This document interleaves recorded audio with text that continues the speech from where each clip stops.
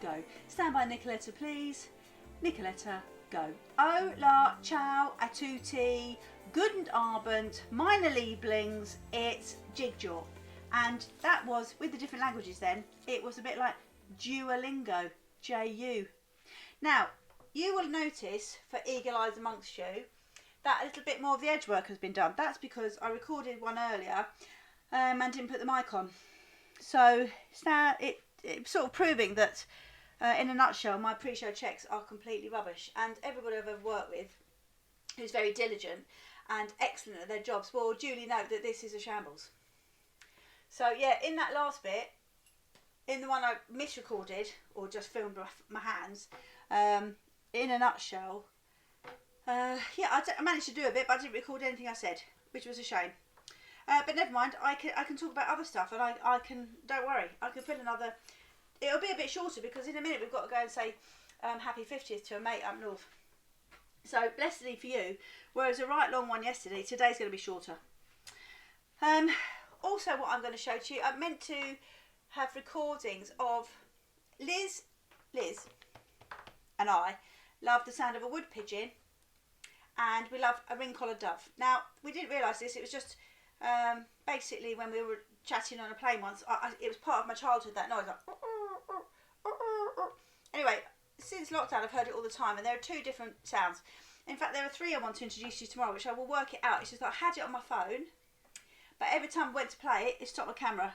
And as this is literally unbelievably shambolic as a production, I just couldn't do it. I couldn't risk it. So I'm going to have Bethany in tomorrow, and I'm going to cue her to play wood pigeon, ring-collared dove, and the sound of Lolo, which will make sense tomorrow. Well, possibly won't. Not much else has. So as you can see, now I'm going to show you the box, because I've managed to do a bit of the yellow bit, the corner, and then moving along, I've got this little bit here. Then a bit of the blue. Moving on to this green bit here, and on the bottom, the lighting's terrible. Tim's going to give me loads of notes. It is rubbish. I have to move one of my Miffys over. So you can see, oh no, that hasn't worked. It's only got a tiny lead. Anyway, I've done a bit more. So yeah, you might not be able to see this as well, but it doesn't really matter, does it? Multi-century is multi-century. You can listen to it instead. Oh, there's another bit. It's very rewarding, this jigsaw already. But you can see lurking over there, the old Cassar edition, the thousands of pieces I've got to do there, which is going to be my next challenge. So, okay, I've had a lot of emails, a lot of correspondence. So the first thing is that Michelle, who's the best agent in London, is listening, hopefully, still, hasn't bored her to death. But this means, I was thinking about this actually means that her husband, Kieran, is probably listening. And if he is listening, all he's doing is tussing and sighing at me, because that's what he does. If I approach him at work, he tuts and sighs. We had a great arrangement, because I brought a phone over for him on one event via Michelle, and we had the arrangement that every single day of the event, he would deliver me tea in the morning. And I think that system absolutely worked. I loved it. And I've now offered to be any sort of mule for, well, I say within reason, Kieran, I'll be any sort of mule for Kieran just to have the tea service every morning. So that went well. But what he does do, and which I found in my luggage on the way back, loads of times I found little Beck2 leaflets, because he still prints his own Beck2. Beck2 is a technique. I'm assuming that everybody I'm talking to knows me. So everybody, I mean, be very interesting to know if anybody doesn't know me is listening to this rubbish. But Beck2 is the trade union for theatre and technical teams. Anyway, Kieran's a big supporter, and he lectured me because I joined Beck2 because I did really good public liability insurance, and he was a bit cross because I'd only joined for that. Anyway, I went through that lecture. That was fine. I put up with it. But then in my luggage I find his little hand rolled. They're just little flyers you get. I just get them, but he puts them. He'll be chatting to you, and surreptitiously, without you knowing it, he's put them in your bag. It's just a little Beck. It's a little Beck2 rep wherever we go in the world. He can't let it. He's obsessed. But he's a lovely man, so you put up with it, don't you? I let him talk about that. That's all right. So I totally guarantee that Kieran is shaking his head in a white trilby as I make such a debacle of an effort with this jigsaw and me talking. But I just thought I had to say that. Now, a lovely guy called Terry. Terry's written to me. I've worked with Terry on many events, and he's a legend of lighting. And he's written to me and said, hello Julia, obviously all the nice hellos, how are you, family? He doesn't care, but he wrote it. And he said, do you remember the time we first met? And I do, and thank you very much for reminding me, Terry, because we were working on an event, and I've been working with another friend called Tim, who also does lighting, okay? And I've been talking to Terry a lot on headsets, a bit like this. You can talk to people a lot and never ever necessarily see them. And sometimes that's the joy of it. And anyway, so got talking to Terry, spoke to him a lot. And he said one day, after many weeks of chatting, I'm going to come down and see you. I'm going to come and meet you. And I said, that is so nice. It'd be lovely to finally meet you after so much chatting. It'd be really nice to meet you. Anyway, he came down in the lift, and the lift opened, and his little face looked a little bit, well, his face dropped. And it was interesting because he told me that, and he was ready for it really, Tim, who'd worked with me before he came down in the lift to meet me, he said to him, look, just prepare yourself. Basically, Tim told him to prepare to be a bit underwhelmed. He said, Julia isn't the sort of person you think she is when you meet her. Meaning, tall, leggy, blonde and young. In fact, I look like a little chubby choir boy. My husband says that. A chubby choir boy or Jimmy Cranky. So, but what was really nice about it was that Tim had alerted Terry to this. So, although Terry's face dropped, like, oh God, actually, turns out Tim was right. He was sort of prepared, but I still noticed it. But I just thought it was really nice that Terry felt so comfortable with me after speaking that he could tell me what Tim had said. And so, yeah, thank you, Terry. I'm really delighted to be reminded of that. And I'm sure Tim will be too. Tim has asked, do you remember the first time we met? Tim ironically emailed as well, saying, do you remember the time we met? And it was in China, and you were wooing your now wife so much that it tested my gag reflex. So yes, and I do remember that very well, and I'm very glad that you're both very happy. And you worked so bloody hard that quite right, you asked her to get married because you deserved it. Now, where does that edge bit go? Is that this bit? Oh, I've got to show you the box. Hang on. Is it this? I think it's that bit, guys. It's bottom left. No, I've already got bottom left. Oh, I've already got an edge bit. I've got corner bit. I beg your pardons. Oh, that might go. Right, I've got a conundrum now. I've got a right conundrum. They look the same. No, it might be top. I've got it. What I am going to have to do, and I know because you're all telling me, they're worried about the scale of this. You're worried about the scale of this versus my camera. So I'm going to have to pull it right out, whilst also not showing my little portly tummy or my head. So that's my next conundrum.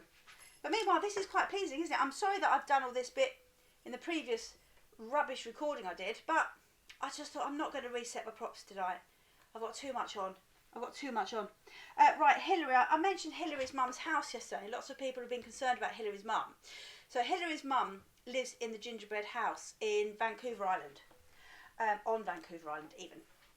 And lots of people worried because I told her that Hilary had emailed me to say that in the night, because her mum's house is made of gingerbread, just to recap, and they glazed it, they all made it, it's quite a legendary house out there. Because they'd made it out of gingerbread, glazed it and everything, obviously it's nutritious. But it's been there for years. But really bizarrely, last night or the night before, something had been in the night and has eaten all her stairs. Now, I was worried about her mum, where she was in the house. It turns out her mum was upstairs overnight, and they had to get the fire brigade to get her down because obviously all her stairs are gone. So now she's got a gingerbread bungalow, essentially, and they're really worried about, skirting boards going and, well, the rest of the house. But basically now they're just trying to shore it up. Hilary and her sister Lexi are batch baking gingerbread like you've never seen. they've had to get friends, even though it's lockdown over there. They've had to involve friends and everything to keep making gingerbread, to restore it. It's a big restoration project now, and they can't stop because of basically her mum. I mean, I think Hilary, you mentioned that you managed to get all your mum's possessions that she needs downstairs, so that's good. Managed to get a bed down, but she's got an aluminium ladder to go upstairs. I don't like the thought of that, especially against dough. But we'll keep an eye on that because that's a shocking story. But also Hilary said, she said, Jill, I wasn't wrestling a bear this morning. I was wrestling an elk. She had to wrestle a bloody elk off her porch because, like all Canadians, there's always a wrestle with wildlife.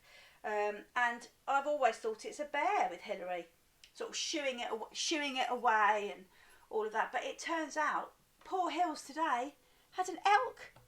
And sometimes I know that she's had a moose to deal with. I know that her sisters had to, really have a bit of a fight with a moose. But they still managed to survive and forage and tap trees in the morning because they're surrounded by trees. They tap for maple syrup. I've had issues today with plurals. There have been a lot of issues with plurals. Like someone said today on the television, there is millions of them. No, there are millions of them. There not is millions of them. There are millions. And there was just another message as well. Someone wrote a message to me and then there is people looking great. No, there are people looking great. They're not. There is. It's a thing that bothers me. I don't know why it bothers me. I can't add up for toffee, but I can see a spelling mistake and I can hear a plural error. And now you listen for it, you're going to hear the same. And I'm sorry to have brought you into that, but I think it's really important that you know, because it's really vital that we keep grammatical standards even during this absolute rubbish. That I'm going to try and keep on the straight and narrow with grammar. Coronavirus. Still no word from Ravensburger. I don't want to hassle them. I don't want to write to them again saying, look, I'm not being funny, I'm doing a jigsaw, isn't it fun? Because perhaps they have seen it and maybe they don't think it's fun. So there. I've now got, I think, 43 subscribers, which makes me laugh so much because I thought it was going to be me, Liz and Nathan. So I'm very excited, and I'm a bit cross really because my son yesterday, he hasn't uploaded 8 as I record 9, because he's now, not only is he sort of doing all his college work, but he's really rediscovered Call of Duty while he's been off, and he seems to find relaxing with his friends probably a bit more exciting than layering on my jingle. I'm going to have to sort that out or chuck him out because I'm going to have to threaten something. I seem a bit like I've stopped here for a minute, but I was very excited with this orange piece at the bottom because that means something. That's a juicy peach of a looking thing. I mean, I don't think it is. Now there's this red flower. Let's have a look. Oh, there. Is it that? Yeah, it's a poppy. It's over here. It's over here. Goes in there, look. This is going to be very rewarding, even though, yeah, I won't be able to show you all tonight. Obviously, it's finished article. Right, I can't show you the photograph tonight of Nathan's mahogany face. I can't show you David Dickinson, who's also mahogany. I will do that tomorrow. I will double mahogany. I will do the pictures tomorrow. I've got great pictures, and I will show you that because it's important that you understand the colour. It's important what you can understand that grown men can do to themselves. So I'll get that tomorrow. Nanny, well, I was laughing. So we call Nanny, my mum, Nanny Tish or Nanny Bling, right? It's just become vernacular. But growing up, I had Nanny with a mongrel, and I had Nanny with a boy. Now, Nanny with a mongrel is obvious. We had a mongrel dog. She had a mongrel dog. And the other one, Nanny with a boy, it was my uncle. There were 2 sisters and a boy, and we called her Nanny with a boy. And I just made me laugh. I don't know why I wrote it down. I just thought, I've got to tell you, because I think Nanny with a mongrel, she was cool because she used to have an ironing board which had a seat with it. So I used to sit down ironing. She also had electric golf trolleys and she had an automatic up and over garage door. You couldn't get more with it. Also, a Ronco record selector and a Ronco fluff remover. That's the level that Nanny with the mongrel was at. Do you know what I mean? Electric golf trolleys, the lot. My other nanny wasn't. She liked nice ham. My other nanny liked nice ham. Nanny with the boy. She liked nice ham and she had nice linen. But there's no relevance to that at all. But that's the rest of the show, to be honest, isn't it? I say show. Show's a bit grand for this, isn't it?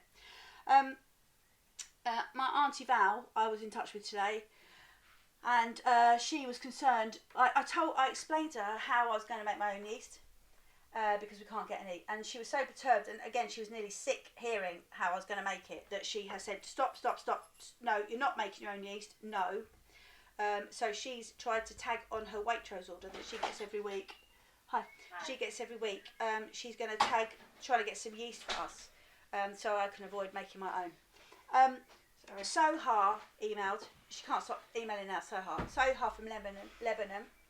She has emailed to say, I know that I speak 48 languages, but turns out I speak 49.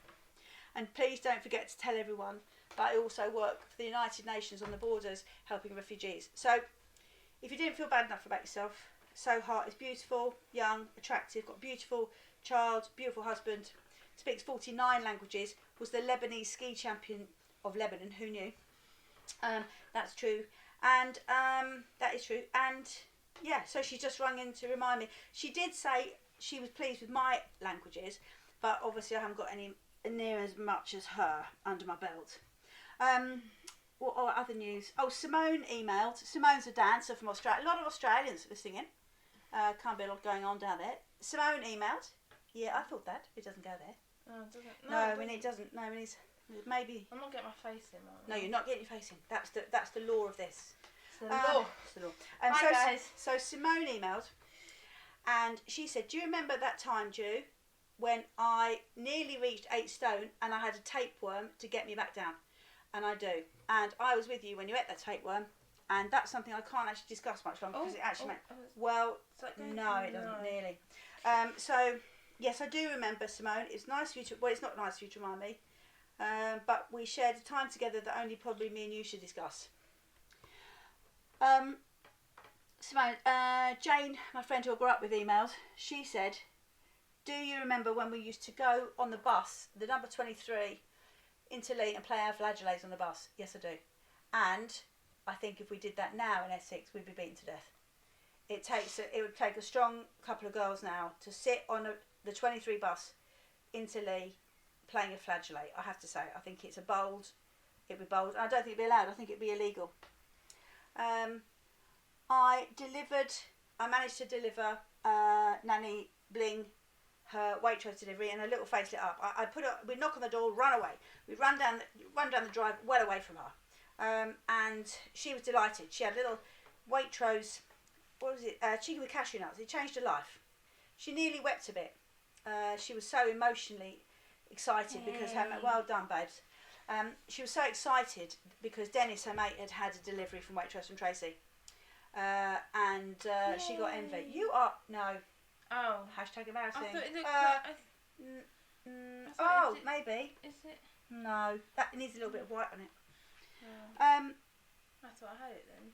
But yeah, so and Claire has emailed me to say she's listening, and she enjoyed the story about my apricots and my dried fruit and everything.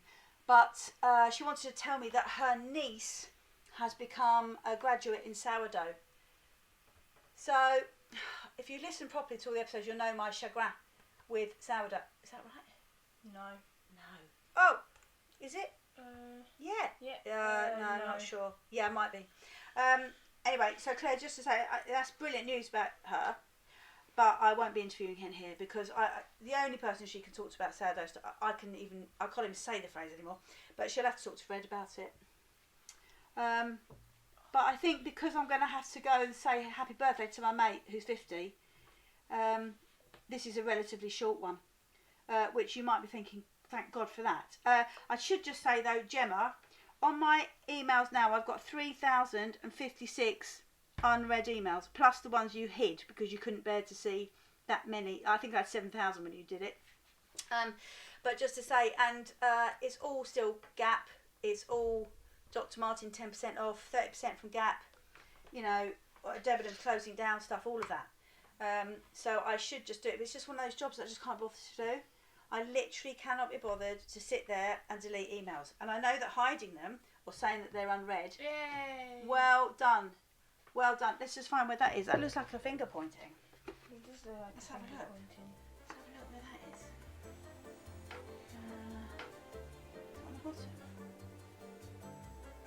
No, well, what we're going to do, we're going to leave you now as we try and find these pieces where they go. But I'm sure you would wish my friend Lisa happy 50th if you were here. I'm going to leave that there. But If you know Lisa. But listen, lots of love. Bye. And let's do a bang away. And we love you very much. Bye. Bye, guys.